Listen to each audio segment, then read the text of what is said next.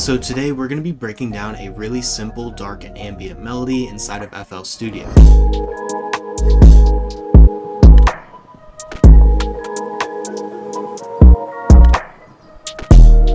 So to start off with, I grabbed these two one-shots and combined them into a really cool pad pattern. So here's what those end up sounding like.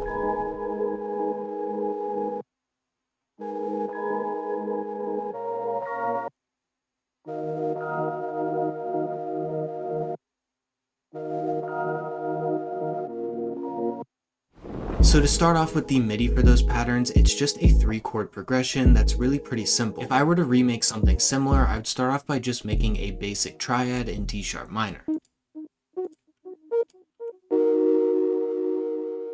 And then I would go ahead and add some higher notes to kind of fill out the chord and give it a little bit more high end.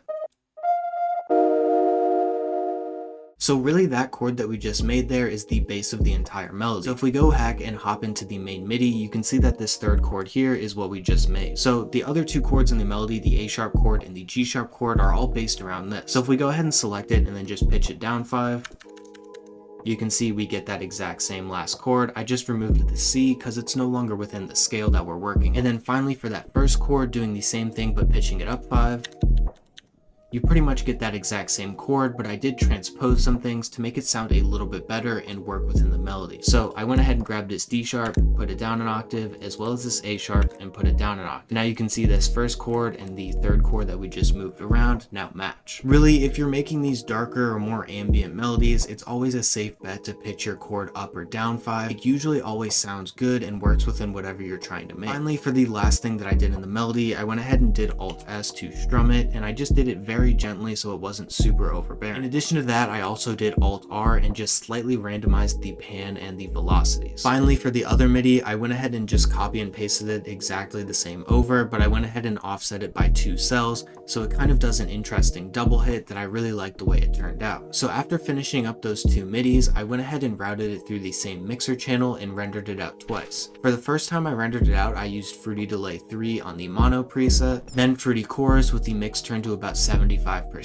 then an EQ to slightly boost the highs, and then another EQ to cut out the lows. Then on the first time I rendered it out, I just added this Shaperbox 3 preset called Halftime Pump. Then on the second time I rendered it out, I took off the Shaperbox and added this Fruity Fast Distort with the mix turned to about 10%. Finally, the last thing I did after I rendered it out was add 2 automation clips to the one that got exported with distortion. The first thing I automated was this merge and separation knob at the bottom of the mixer, so I'm able to switch it from completely separated and wide sounding to a completely mono sound. And then in addition to that, I automated this EQ to really boost the highs. So then moving on to the next sounds in the melody, I started off by grabbing 2 bass presets, one from Omnisphere called Boxy Moog, and then also a bass one-shot preset. So here's what those sound like once they're combined together.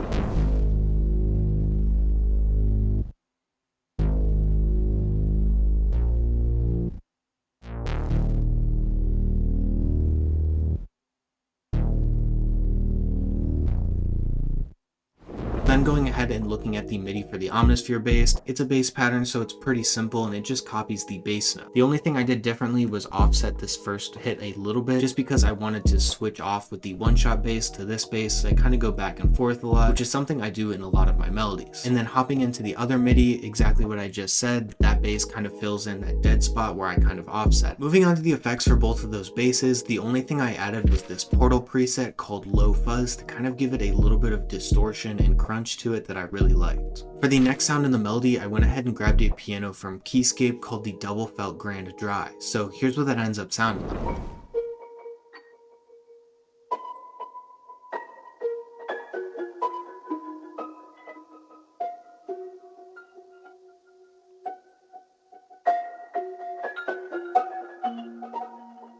So then for the MIDI for that, overall it looks pretty complex, but it's really simple once you break it down. So I went ahead and started off by just creating this pattern just by clicking it in by ear like I do with a lot of my top lines. Then for all of the other notes, I just went ahead and duplicated notes from this pattern that I clicked in. So if I go ahead and duplicate this note here and just put it down 2 octaves, that's how I got those low notes here. Same with this note, just put it down an octave. Really my goal was just to make it sound super layered and almost kind of random, so the effects sounded really good on. So then finally for that sound, moving on to the effects, I rendered it through the same effect chain that both of the pads went through, but this time I added Portal on the cassette tape preset with the pitch turned all the way up and the cassette turned all the way down. Finally, for the last sound of the melody besides the textures, I went ahead and grabbed this one-shot lead, so here's what that ends up sounding like.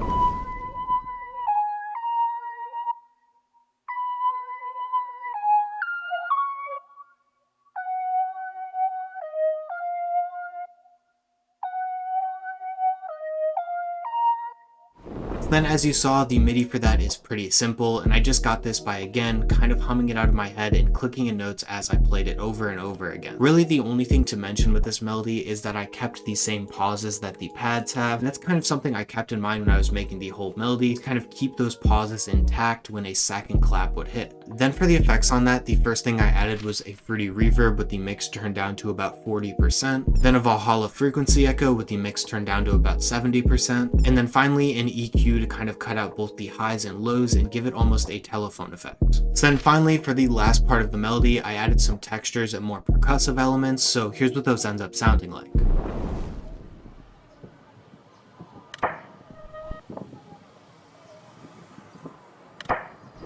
Then finally, the last thing I did was render everything out together, and here's what it all ends up sounding like.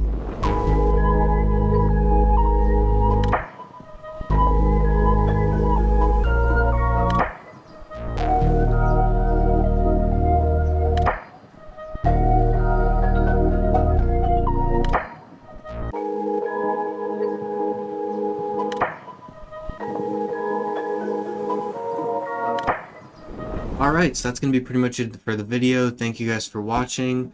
I'm pretty happy with how this melody turned out. I do like the way the pauses kind of sound. But yeah, just trying to get back into the groove of like explaining things well. I think I did a little bit better this time than last time.